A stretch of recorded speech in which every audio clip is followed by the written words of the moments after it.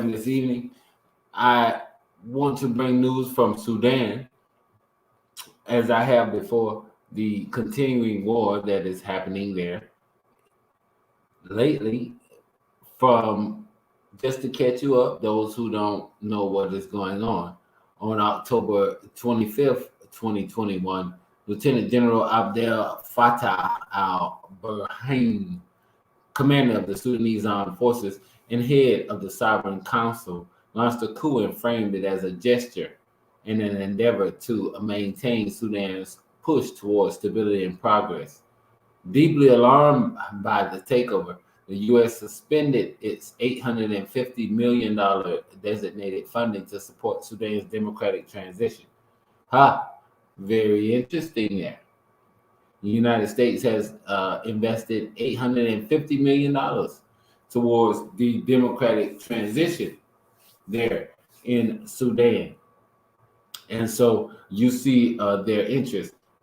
Keep that, check that in your bag as we go forward with our Keep On News report this evening, because we're weaving a thread throughout the continent of United States imperialist forces footprint on our motherland continent. So we see this $850 million investment by the United States, and the move was widely viewed as a way for al-Burhan to not hand over the chairmanship of the Sovereign Council to a civilian government planned on October 17th. So you see this date being set and them not fulfilling this date and the United States investment in that. Faced with international condemnation and a persistence to reinstate Hamdok as prime minister, al-Burhan pressed on to form a transitional government, appointing himself as head of a new sovereign council, with several armed groups joining the pack and later reinstating Hamdok as prime minister. So he get his people that's armed in place, then he bring the guy back in. Right? Although the Troika states applauded Hamdok's reinstatement, the move alienated civilian protesters and groups who have been demanding a civilian-only government. So the military is keeping themselves included in the government, and then they bring back in the guy that they wanted to try to smooth out things. That's a great move.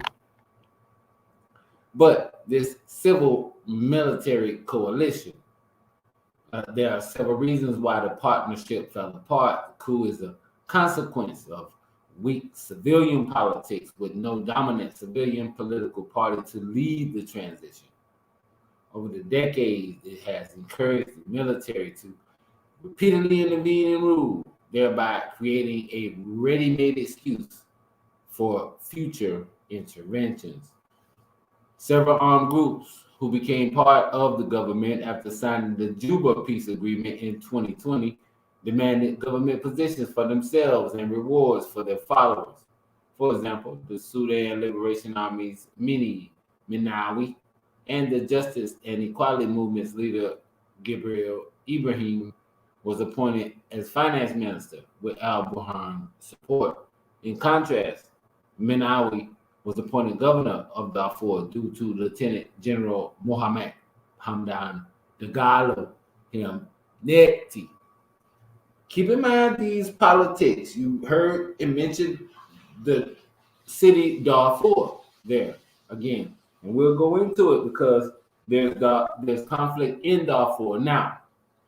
Concentrating on Sudan, Central Africa, formerly the largest state there. Before the breakup of the state with the largely Dinka population taking governorship of Southern Sudan, and Northern Sudan continue to be ruled by this military government that is involved in these coups after the transition of the war criminal. former president of Sudan, who is now on the run. So this is part of this transition.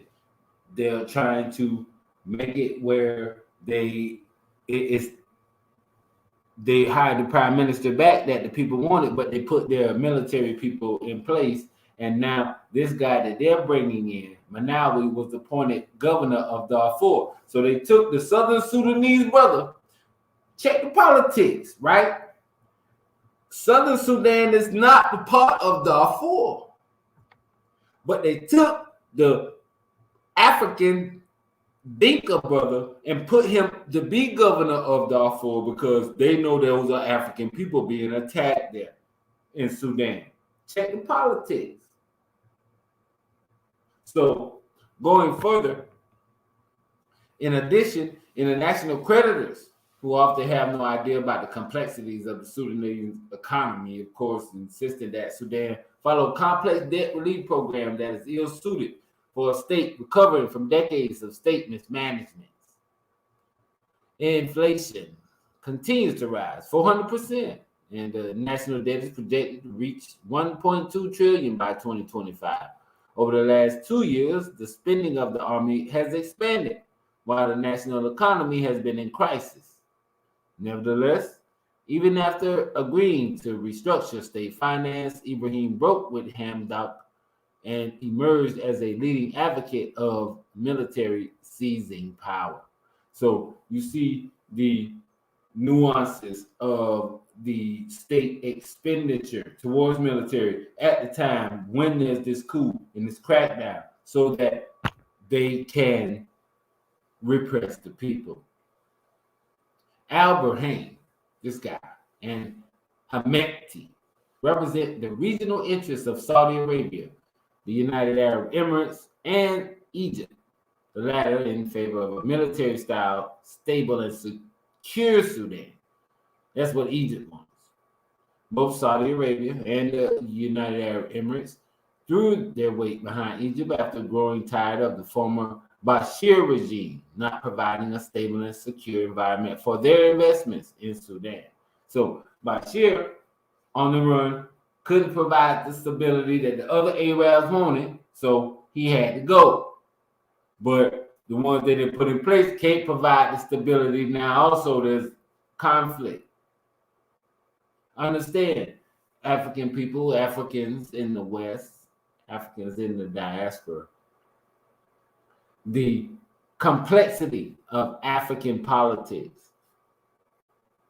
Understand, looking from outside of it, being an African outside of Africa, going to study the internecine politics of the continent so that we can, with our technological will and access to technology, intervene at a point where we are united to be able to carry out this effort.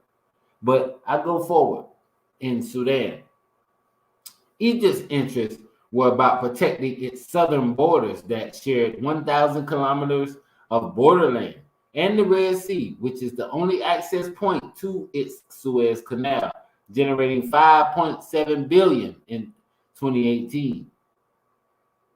Albeit concerns that all three countries have lobbied the forces of freedom and change and the Sudanese Revolutionary Forces to sign a transitional deal in 2019 and the subsequent Juba peace agreement in 2020 in a bid to facilitate credibility for the Sudanese military. The action shows that their interest is motivated by protecting their immediate economic and security interests. Despite the Joint Sudan Front, all three countries differ in implementing long-term political, economic, and security goals through the Horn of Africa. Talking about the region now. East Africa, Central Africa. This encourages them to continue to support both Lieutenant General Al-Burhan and Hemedti. Egypt believes it needs to continue maintaining strong relations with Lieutenant Burhan and the rest of the SAF and its strategy to geopolitically encircle Ethiopia. This is what this is about. Conflict in Ethiopia. I'm going to get to that in a minute. But remember, Sudan is right there next to it. Remember, this is Arab encroachment. They destabilize Ethiopia, create conflict between them and Eritrea, and then intervention in Sudan next door to control the region. They just that was their whole card. They just peeped it right then. Their intention is to pressure Ethiopia to sign a binding agreement on GERD. Study that. To secure water rights to the Nile, as Egypt sees Ethiopia signing a legally binding agreement as the only recognized guarantee for its water security, and to avoid its water security and national security being dictated by changing political moves in Addis Ababa. They don't want these Africans to be able to control what it is that the Arabs got going on while they're controlling North Africa. That's what that's about, right? Furthermore, meanwhile, the United Arab Emirates has been vying for control of Port Sudan as part of an extended strategy to control port regions in East and West Africa to diversify its investments, translating economic dominance in turn to future political influence in both regions. Emirates supports the UAE strategy, United Arab Emirates, through propping up Field Marshal Khalifa Haftar, an ally of United Arab Emirates in Libya. So the Arab fundamentalism after the takeover of Libya and the destruction of Libya by the United States, and then the takeover of Arab fundamentalists, there is another strategy of talking to Africans, understanding the geopolitical strategies and regional conflicts on the continent of Africa, starting with Sudan, very large nation, south of our Kemet center, geopolitically located down towards in its southern regions, definitely south of the Sahara, but reaching into Central Africa and the Great Lakes region. Understand geopolitically what is being explained. From the crackers' point of view, let me give you what the crackers say. Yeah, I understand what the crazy. We said what we just talked about strategically. What's going on? United Arab Emirates, Arab trying to support our joint, trying to surround our joint, and then pressing against Ethiopia, our African center, as the one that they feel like they don't want to rely on them because the water all come out of. First of all, the Nile River flows north out of the Great Lakes region, the White Nile, so-called, and then there is the Blue Nile coming out of the mountains in Ethiopia, and that is the aspect that they want to control. So, crack point of view. Hemti sent troops from his rapid support forces to aid Field Marshal Haftar back in 2019. The United Arab Emirates' projection of power in Africa is part of a defensive strategy in the Persian Gulf, and as a result of being mushroomed between two regional powers, Saudi Arabia and Iran, right? Although the number of RSF troops in Yemen have been reduced from 30,000 soldiers to 657, those troops continue to be used by both Saudi Arabia and United Arab Emirates to protect their zones of influence in Yemen. So, as I reported before, cross the Red Sea, right there, Ethiopia, Somalia, that region, right? Yemen, across the way, the Houthi comrades, the Africans of Yemen, fighting there, supported by Iran. You notice them just mentioned Iran before. So you got Iran, Yemen, and the African Arab Front on one side. You got Saudi Arabia, United Arab Emirates, and United States on the other side. That's what you got going on there, right? So there it is in Central Africa. what it is that we're understanding that what's going on in regards to Sudan. That just picture the map in your mind. That's the central region, right? Sudan. And so we're gonna go down south. And I was surprised in regards to this information and seeking to get in touch with my comrades, Chris Sakara and others, in regards to what is going on about this guy. The South African Parliament has burnt. It done burned down. The Parliament in South Africa has burned down, and they caught this guy Zandil Christmas Mafi. Right? It's like, oh man, this is crazy. The dude named Christmas, right? He says fire to the Parliament. Like United States and Western imperialism they got some kind of sense of humor. They got a hell of a sense of humor. They send this guy Zandili Christmas Mafi, who's facing 5 charges, including 2 counts of arson, following the blaze which began tearing its way through the historic Cape Town building on Sunday. The 49-year-old has denied all charges, and his lawyer has said he is a victim of mistaken identity. Mr. Mafe is the only person arrested in connection with the fire. The blaze, which totally destroyed the National Assembly or lower chamber, but injured no one, has shocked South Africa, and the court was packed ahead of Mr. Mafe's appearance on Tuesday. The sound of cameras clicking erupted as he entered the room wearing shorts and a creased shirt, and he appeared unkempt and dazed, according to the BBC's Nomsa Maseko. Mr. Mafe, who lives in a township called Kelicha, which is southeast of the city center, took off his mask and turned slowly to allow the photographers to capture his face during his appearance. Spokesman for the National Prosecuting Authority said Mr. Mafe was facing 5 charges: housebreaking with intent to steal and theft of laptops, crockery, and documents, 2 counts of arson, possession of an explosive device, destruction of essential infrastructure. Police said Mr. Mafe was arrested within the parliamentary complex after the fire started on Sunday, but his lawyer, Lavuyo Gala, said the wrong person had been detained and Mr. Mafe was being made a scapegoat. The case was postponed for 7 days to allow police to continue with their investigations. Mr. Mafe was remanded in custody until that date. Meanwhile, firefighters continued to pick their way through the parliamentary building. They are attempting to find any remaining hot spots which could reignite, Cape Town officials said. The fire has reignited once when strong winds caused smoldering wood in the roof to catch fire again on Monday. A video of Monday's blaze has been posted on Parliament's Twitter account.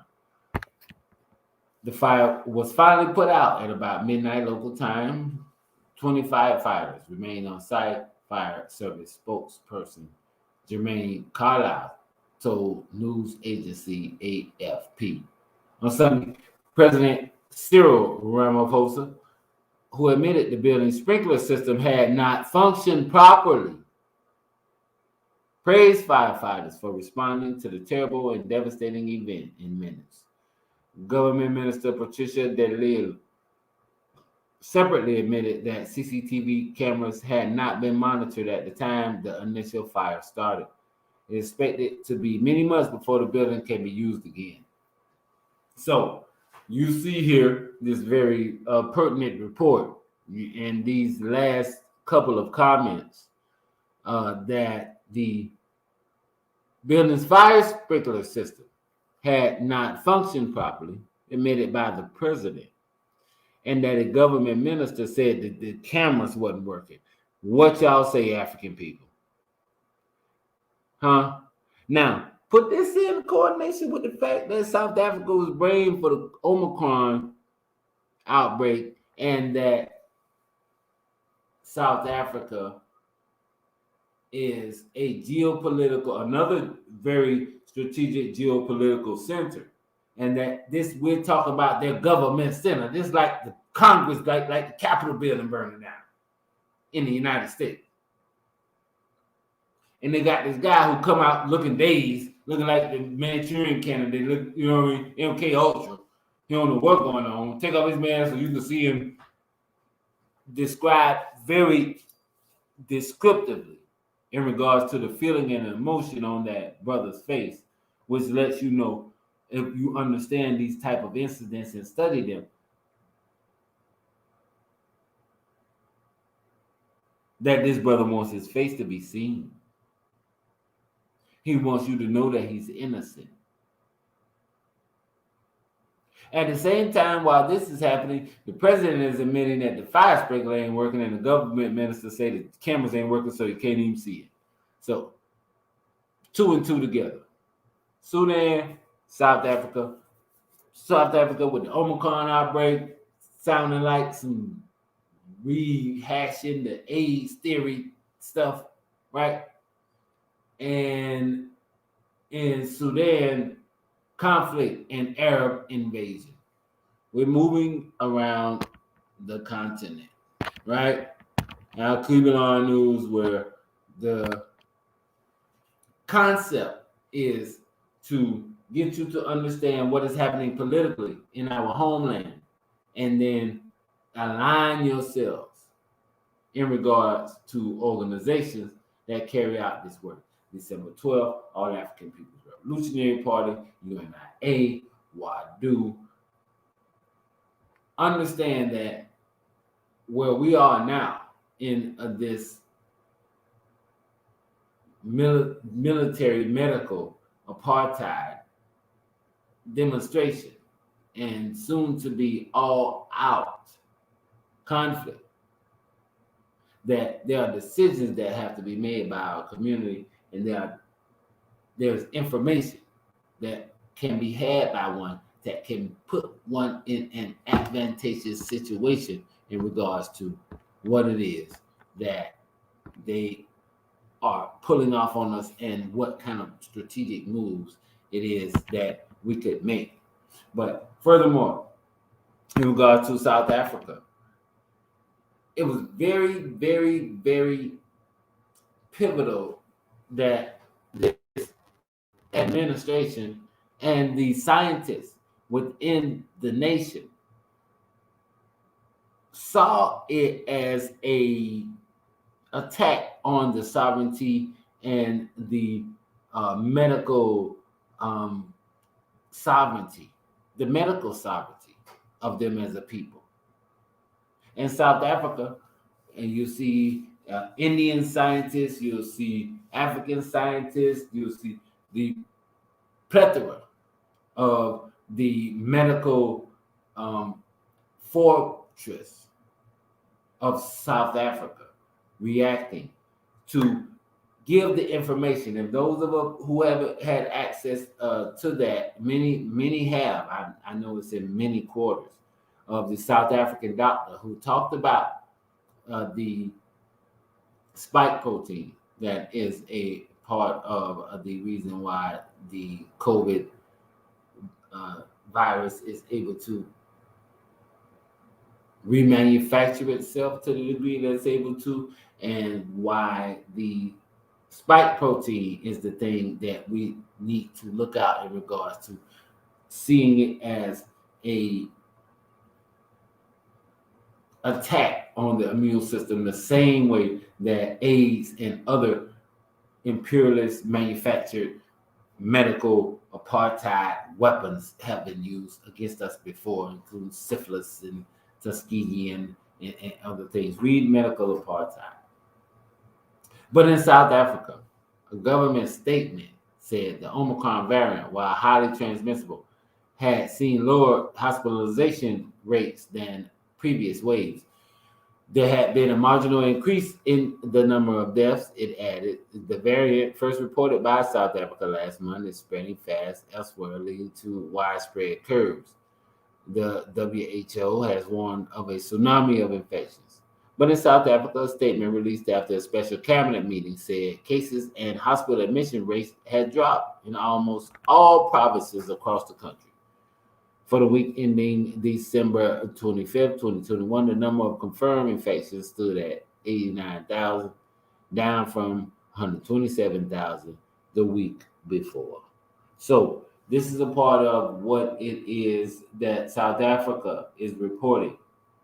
And that is why the West is having to manufacture this narrative to make it seem as though what it is slowing down so as not to be as vigilant. But as we know here at Al Kibalan News, and what the African world should understand, is that now is the time to get to where you need to be.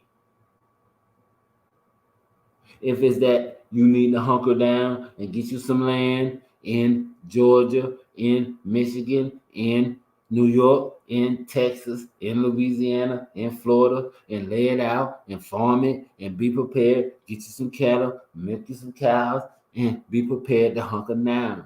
Get you some containers, bury them, make you some bunkers. Understand that this is that time. Understand. This that time. We thought that they was gonna come with the guns, right? We thought that would go to King Alpha Plan, Rex 84, all that. They had it, right? Nah, they ain't come with it. It's a needle. It's a little bitty needle, little bitty thing. It's sticky in the arm. Click, when you hardly hurt. Your little baby can take it. Kill everybody. Kill everybody. Even if you don't take the prick, just walk around with the people that took it. They're gonna give it to you. And next week, Comrade Crystal, Muhammad, and I will come to you together and explain to you exactly what it is that is going on. The information has come to us in regards to the exact means of electrification of the human body after the injection of the vaccine. We got it now. But you got to wait for that for next week. So tune in to Al Kibalan News with Brother Tutmos Sakari and Sister Chris Muhammad. We're going to break it down, right?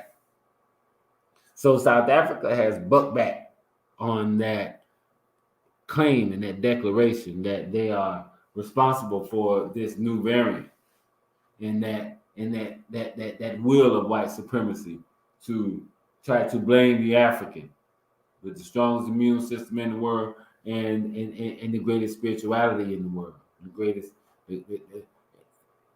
666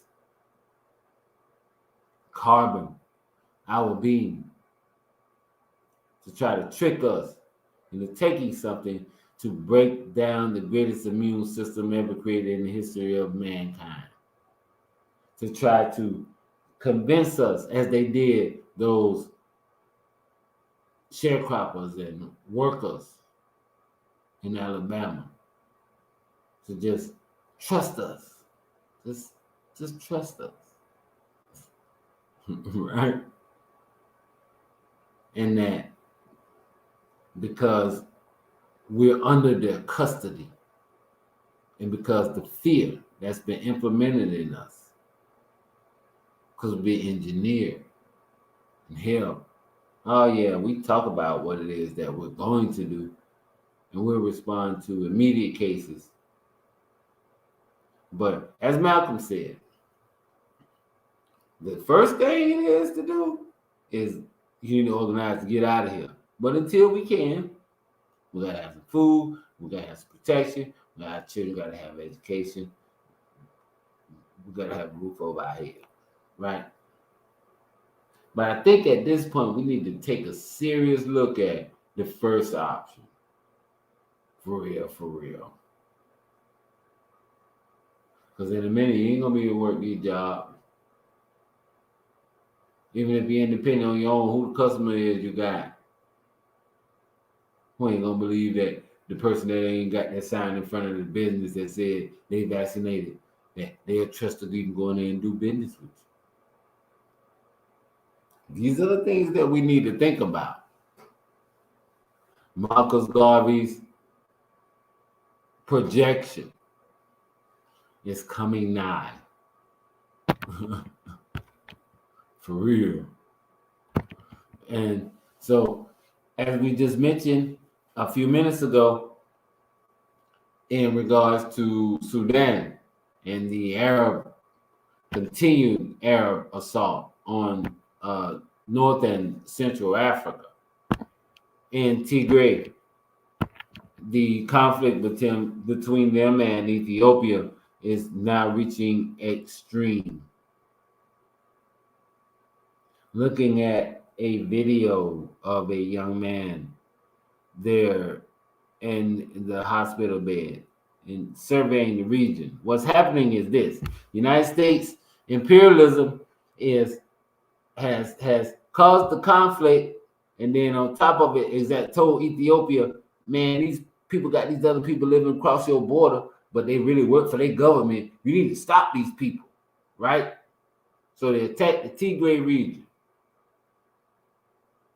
Them people there looking for their autonomy, right?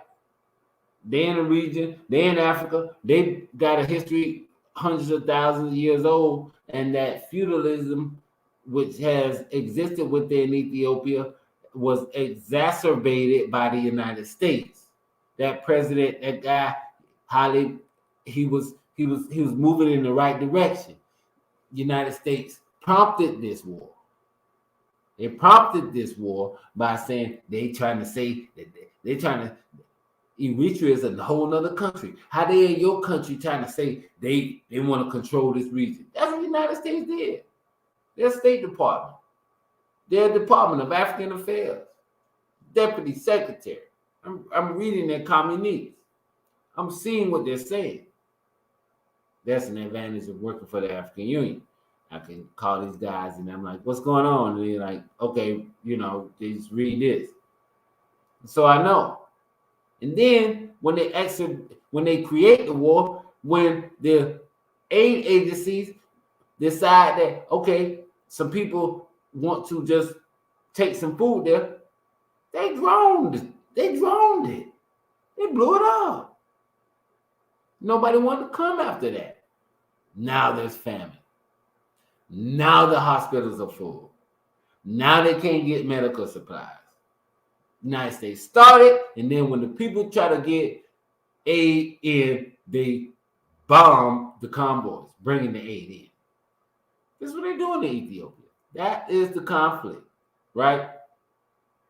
So Tigray is in a situation where it's like for 14 months here, it's been constant war. It's been fighting every day.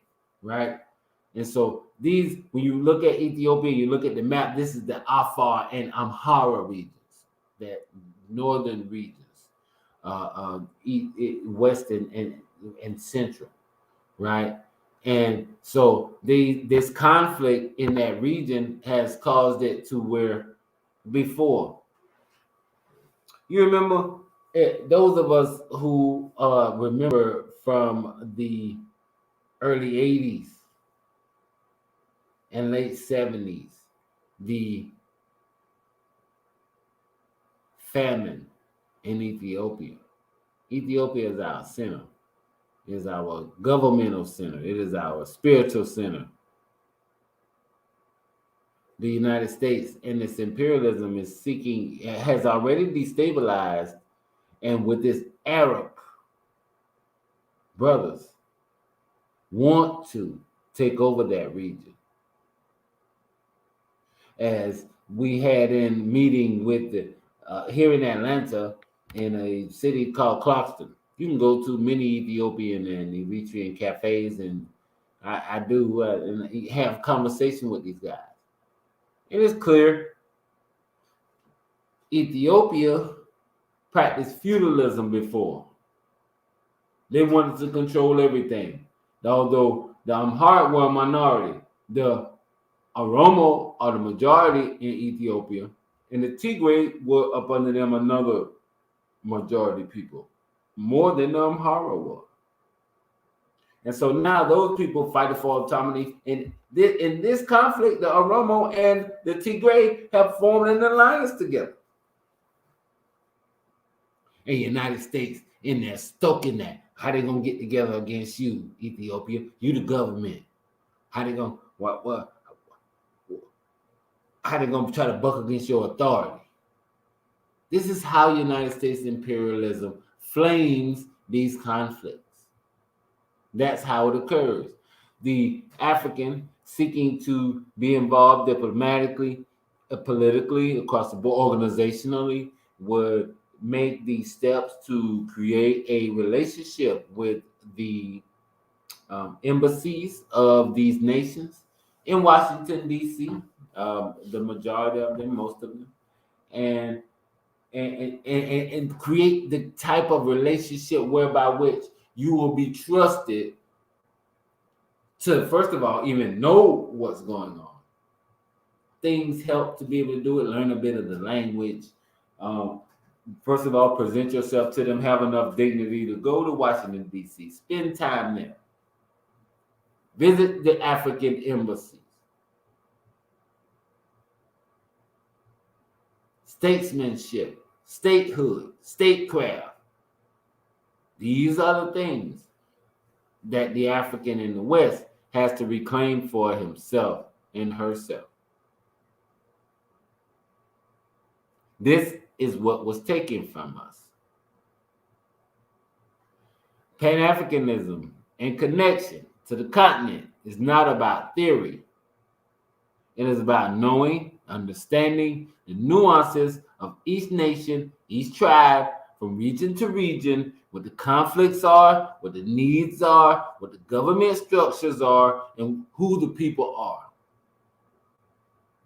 That's the work. So when you get to the point of understanding politically what it is that is happening, then you, from all the way from the West, and many Africans do. Shout out to my comrade Bomani Tayahimba in Africa for the Africans.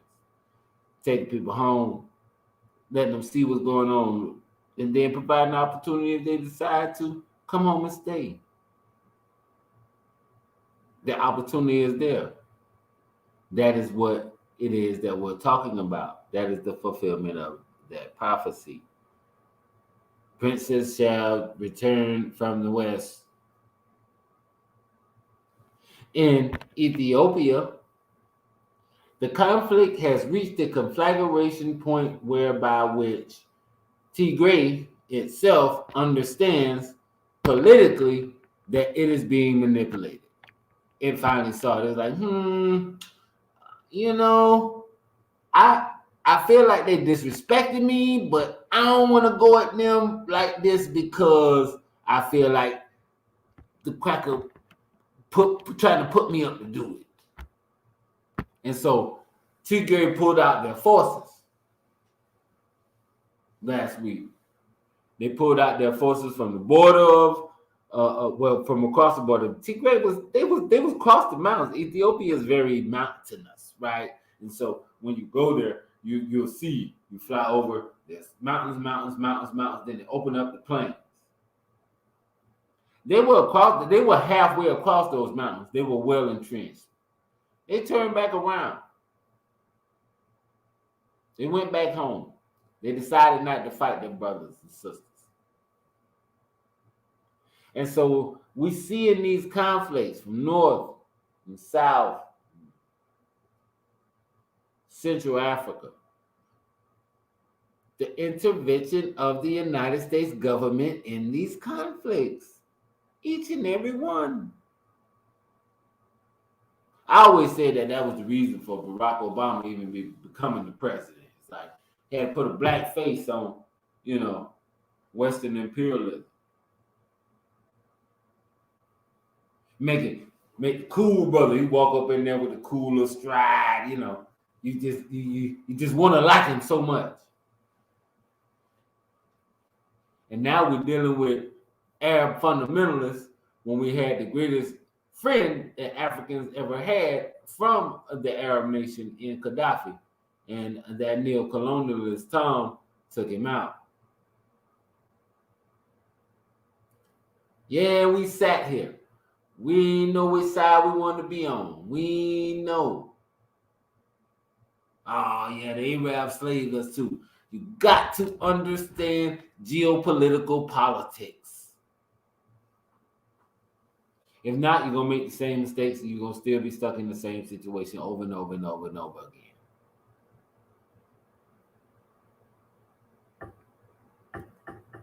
The history is there for you, New Africa. The elders are here. They're still out there. Mukasa Dada and Sekou Odinga and James Smalls and Pam Africa and many great elders. You have to find the strategy in the field that you're working in for yourself.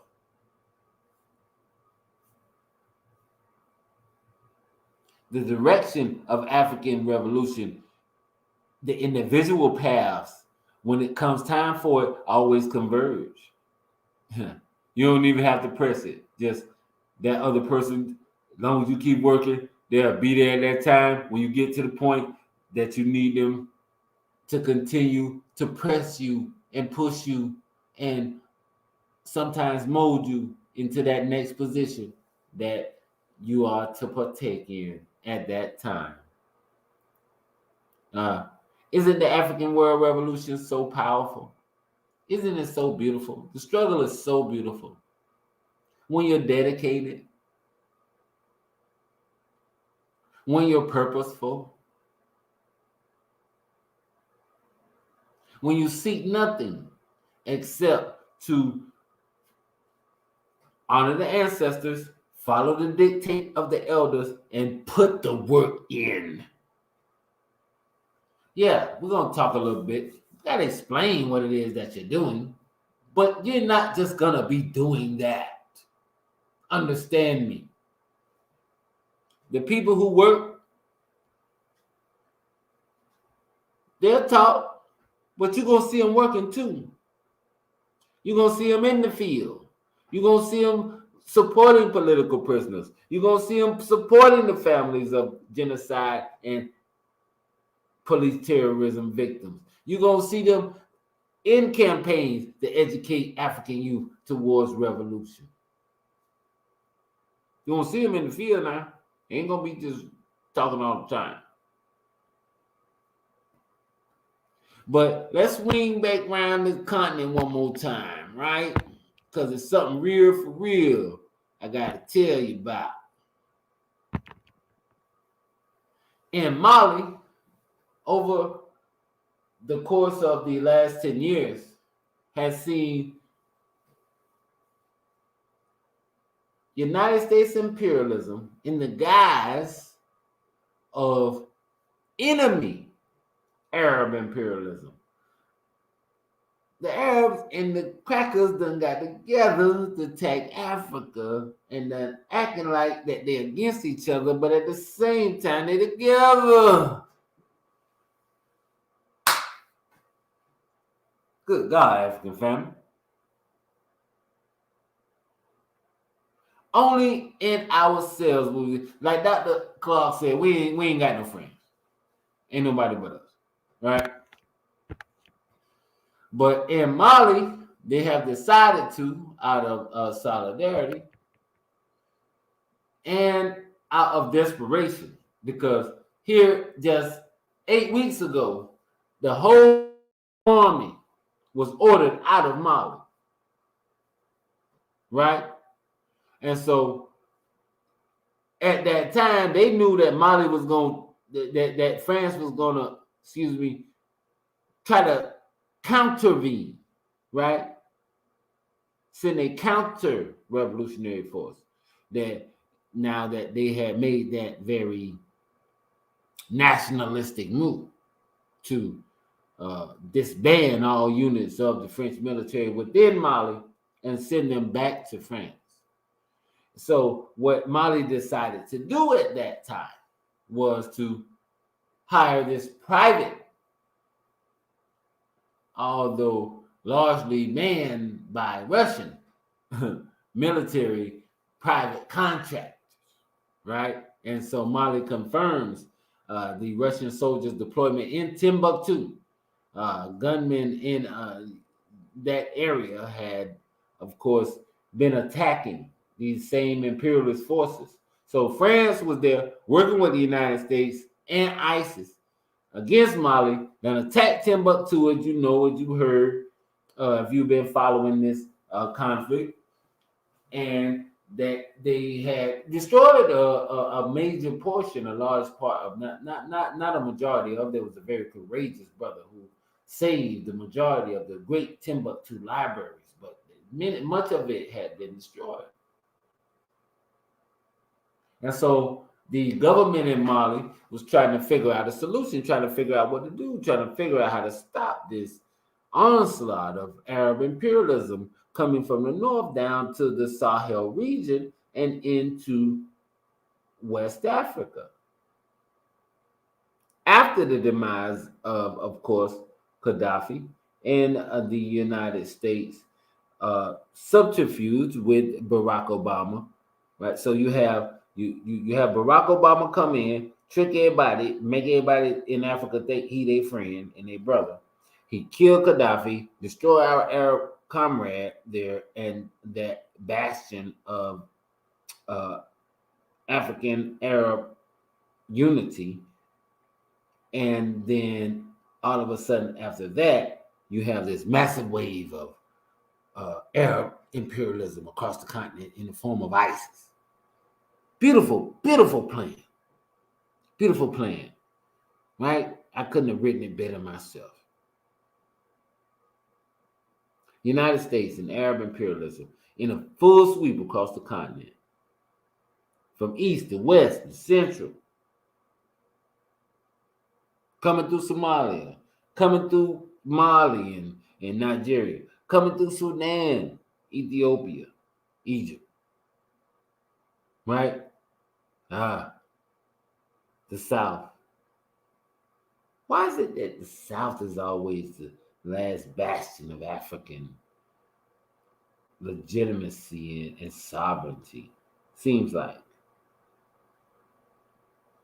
Southern Africa and the Southern African Development Community is now engaged in internecine warfare, successful internecine warfare against the ISIS forces. As I've reported to you before, the United States has their Sixth Fleet parked off the coast of Mozambique, in the Mozambique Strait between Mozambique and Madagascar.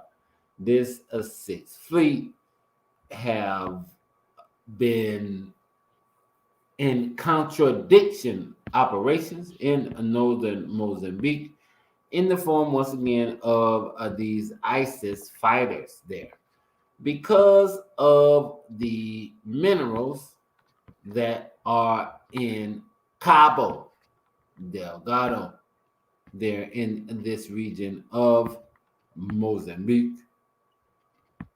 Shout out to the spirit of Samora Machel. Shout out to the spirit of Patrice Lumumba. Shout out to the spirit of Tande Ezigwe of Malawi. Robert Sobukwe of South Africa. Robert Mugabe of Zimbabwe, and now recently Kenneth Kaunda of Zambia. Shout out to the Forces of Liberation of Southern Africa. Shout out to the frontline states, Angola, to Namibia, to the forces of APALA, to the forces of the MPLA. Shout out to the forces of the Frelimo. Shout out to the forces of the San and Botswanan and Zambian liberation fronts. They're in Africa fighting for liberation against the forces of imperialism in the guise of ISIS, but really United States imperialism in coordination with Arab imperialism in now Southern Africa. We got to stand up. The boys done got down south now. You know? So, in regards to the African Liberation Front, us here in the West, as I've always said, join organizations. If it's just a little bit, find somebody who you know that effort is going to get to the continent. If you need a little help, just holler at your boy, you know. And as we go forward in this new Gregorian calendar, let's get more strategic in our organizational efforts as we wish a happy ancestral Earth Day to Dr. Khalid Muhammad. And tomorrow is his Earth Day. And of course, myself having for a short period of time, having worked with him here in Atlanta in the new Black Panther Party, being assigned the position of Minister of Education. I thought I should have been the Minister of Defense, right? Dr. Collins like, you'll be a Minister of Education. You're kind of smart. Just teach the other comrades what it is, how it is, what you need to do, And so shout out to the spirit of Dr. Khalid Muhammad on his Earth Day. And shout out to all the Cubs, all of us, the militants of the United States today, the vast majority of us, those veterans, we all call it Cubs. He was the one who 20 years ago stood up for us. And it was on February 17th, 20 years ago, when he left us. Shout out to the spirit of Khalid Muhammad, the truth terriers. You know what I mean? And shout out to the fighters that he comes in the tradition of. Malcolm X, brother El-Haj Malik El-Shabazz, brother Omar Wally, Marcus Garvey, and all of the freedom fighters from the Pan-African nationalist realm. This has been your combat reporter, brother Tudmos Sankara, here on our Kivalan News on Dr. Khalid Muhammad's Earth Day. Shout out to the OG. In the Egun, we send our revolutionary power to your spirit, and we say black power to you, and we pour libation to your efforts at liberation of organizing our people. So that we say Ashe, Ashe, Ashe. And remember, as always, African people, stay vigilant.